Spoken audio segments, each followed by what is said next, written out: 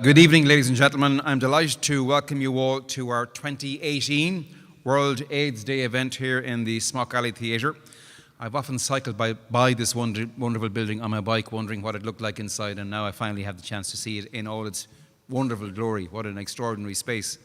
I want to extend a special thanks to the Irish Forum for Global Health, who have organised this event with Irish Aid over many, many years.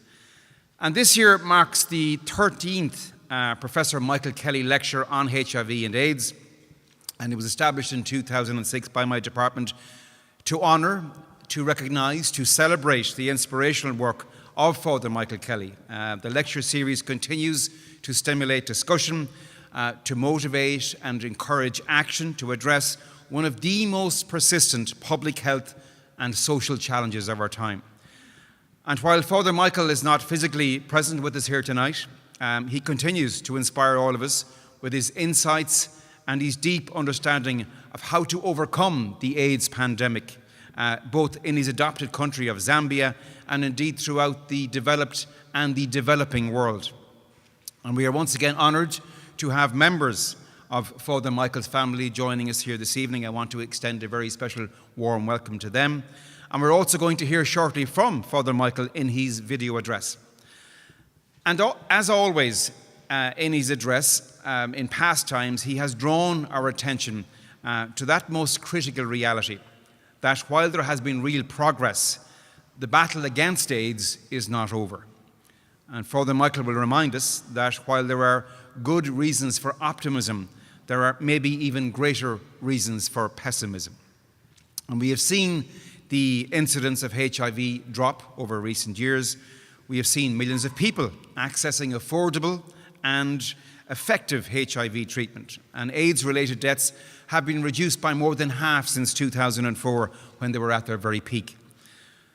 But we still have not gotten to the bottom of this serious public health challenge. 5,000 people, men, women and children, become newly infected every day. And while 22 million people are on treatment, there are 15 million people who are not. And most of those people live in low-income countries, particularly in sub-Saharan Africa. And these are the people who do not get access to the necessary information, to the necessary services and support that they need to protect themselves and ultimately their families. Many tend to be the most vulnerable, the most marginalised in society, and most at risk of infection. So we cannot lull ourselves into that false sense of security with the victories gained so far in fighting the AIDS epidemic. There is still much work to be done. And as you know, my department has been working hard this year to prepare our international development policy paper, which will be published very, very shortly, reflective of Ireland's journey to that 0.7% of GNI target, and we're well on our way there. Making the first significant contribution to that target of a budgetary increase of €110 million.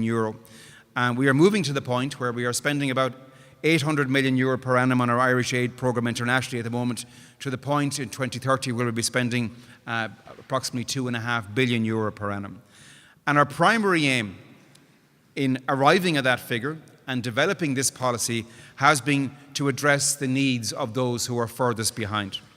We're going to have a central focus on addressing extreme poverty, vulnerability and marginalised groups. And we're going to build on a very proud track record in Irish Aid and in the Department of Foreign Affairs in reaching the poorest and the most vulnerable. We recognise that there is much to do, and reaching those who to date have been left out of progress is becoming increasingly difficult. We need to recognise that we need to be bold in this new policy and demonstrate our resolve to take on the increased risks involved in reaching those furthest behind and planning for the costs of this effort. And in the context of vulnerability to HIV and AIDS, this will challenge all of us to ensure that those individuals and groups who are discriminated against, those who are marginalised by virtue of their social and economic status, their sexuality or their gender, it would be so important to reach them and ensure that they are not left behind. And that brings us to the theme of this evening's lecture, leaving no one behind. And we're very, very fortunate to have three inspirational and sometimes quite rightly provocative guest speakers this evening. Dr. Juan Cuat, Rory O'Neill, aka Panty Bliss, and Robbie Lawler. Because each of them, in their own way, in their own important roles, have ensured throughout their own lives that no one is left behind when it comes to the fight against HIV and AIDS. Dr. Juan will share her experiences of creating enabling environments for the most marginalized, the most vulnerable populations in our native Vietnam, including sex workers, drug users, people living with HIV, poor migrants, ethnic minorities, as well as LGBTIQA people. Our own Rory O'Neill has made an equally long journey to be with us tonight. As a young man coming from the west of Ireland, as I do, his curious spirit took him to London and Japan, during which his creative wish for self-expression became the somewhat extrovert character of Panty Bliss on stage, a persona that has allowed him to channel his otherness. And Panty's articulate and impassioned speech in the Abbey Theatre led to her becoming something of an accidental icon for change during Ireland's referendum on marriage equality. The full story, which is now the subject of that wonderful documentary, The Queen of Ireland. And Panty continues to be an outspoken and an influential voice for human rights and an advocate for those at the margins of society, not alone here in Ireland, but indeed across the world. And thirdly, Robbie Lawler, a strong and proud young advocate. From Dublin, Robbie became active within the HIV community since his diagnosis in 2012. And he provides one-on-one peer support. He speaks out about the importance of protecting oneself, about knowing your status, and about living positively. So what's clear to me is that while there are great challenges that remain if we are to make HIV and AIDS history, we have some fantastic advocates working in that area that we can all be very, very proud of indeed.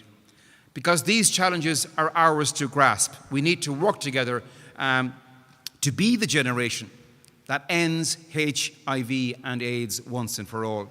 We need to be bold, we need to be brave, we need to be out there in our efforts to tackle the formidable obstacles that stand in the way of providing HIV services to those who need them most.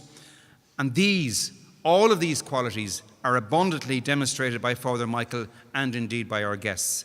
I'm looking forward to hearing from Father Michael and from our guests from their personal experiences and work, and I wish you all a very successful evening.